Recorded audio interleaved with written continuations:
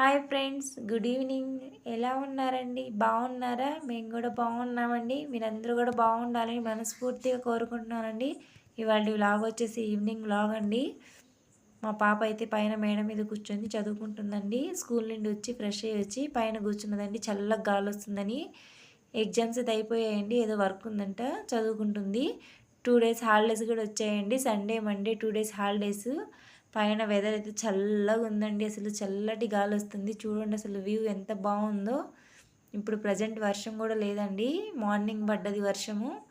ఇప్పుడు సన్న చినుకైతే ఏం లేవండి. అసలు ఈ మధ్యలో ఒకటే వర్షాలండి. అసలు తెరప లేకుండా వర్షాలు పడుతున్నాయండి. అసలు బట్టలు ఆరేయడానికి కూడా లేదు అసలు. ఇంకేంటి, మా పాప కూడా కిందికి వెళ్ళిపోయింది. వాళ్ళ ఫ్రెండ్స్ వచ్చి పిలుచుకుని వెళ్తుండ్రు ఆడుకోవడానికి. ఇంక నేను కూడా వచ్చేసానండి మా సామ్రాజ్యంలోకి. ఇంట్లో పనులు ఉండే కదండి, గిన్నెలన్నీ తోమాలి, వంట పని చేయాలండి. ఓకే అండి, ఇక్కడైతే నైట్ డిన్నర్ వచ్చేసి దొండకాయ ఫ్రై, రసము, పచ్చడి, అన్నం వండాలండి. ఇవి చేసిన తర్వాత మామిడికాయ ఊరగాయ పెట్టాలండి. మనం మార్కెట్కి వెళ్ళినప్పుడు తీసుకుని వచ్చాను చెప్పాను కదండి. ఓకే అండి, ఇక్కడైతే దొండకాయలు అయితే కట్ చేయడం అయితే అయిపోయిందండి. ఫ్రై అయితే చేస్తున్నాను. ఓకే అండి, రైస్కి కూడా బియ్యం కడిగి పెట్టేశాను. ఓకే అండి, వంట చేయడం అయితే కంప్లీట్ అయిపోయింది. ఇప్పుడు పచ్చడి పెట్టాలండి. ముందుగా మామిడికాయలు తీసుకుని వచ్చానండి. వాటర్లో బాగా క్లీన్ చేసుకొని బాగా అసలు తేమ అనేది లేకుండా పొడి క్లాత్తో బాగా ఆరబెట్టేసుకోవాలండి. వెనక తొడిమిలు కూడా తీసేసుకోవాలి. నేను ఎప్పుడైనా సరే సీజన్లోనే పెడతానండి. ఈసారి కుదరలేదు, ఊరికి వెళ్ళామండి. వచ్చేసరికి లేట్ అయిపోయింది. మార్కెట్లో కూడా ఎక్కడ దొరకలేదండి అసలు. నిన్న మార్కెట్కి వెళ్ళినప్పుడు అయితే కనిపించాయండి. అవి కూడా ఏం బాగాలేవు, అన్నీ దెబ్బ తగిలి ఘాట్లు ఉన్నాయి.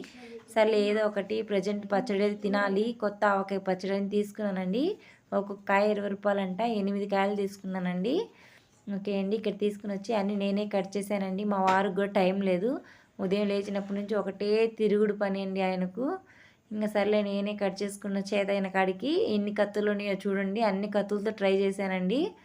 ఓకే అండి, అన్నీ కట్ చేసిన తర్వాత లోపల జీడీలన్నీ తీసేసుకొని బాగా ఒక బౌల్లోకి వేసుకున్న తర్వాత ఒక టీ గ్లాస్ నిండా ఉప్పు, ఒక టీ గ్లాస్ నిండా కారం, మెంతుల పొడి, ఆవాల పొడి, కొద్దిగా నూనె వేసుకొని బాగా కలుపుకోవాలండి. కలుపుకున్న తర్వాత వెల్లుల్లి పేస్టు కచ్చా పచ్చగా పట్టి వేసుకోవాలండి. టేస్ట్ చాలా బాగుంటుంది. ఓకే అండి, కొద్దిగా ఆయిల్ వేసుకొని కలుపుతూ ఉండాలండి. చూడండి అసలు ఎంత బాగుందో. ఆవకాయ పచ్చడి టేస్ట్ అయితే చాలా బాగుంటుందండి. ఓకే అండి, ఇక్కడ కలపడం అయితే అయిపోయింది. ఇప్పుడు డబ్బాలోకి వేసుకుందాం. అడుగున కొద్దిగా సాల్ట్ వేసుకోవాలండి. అలా వేసుకుంటే పచ్చడి బాగుంటుంది, ఖరాబ్ అవ్వకుండా. ఓకే అండి, ఇప్పుడు కొద్దిగా అన్నీ డబ్బాకి అయితే వేసుకోవాలండి. టేస్ట్ అయితే చాలా బాగుంటుందండి మామిడికాయ పచ్చడి అసలు. ఓకే అండి, మొత్తం ఇలాగే డబ్బాలో వేసుకొని మూత పెట్టేసేయాలండి.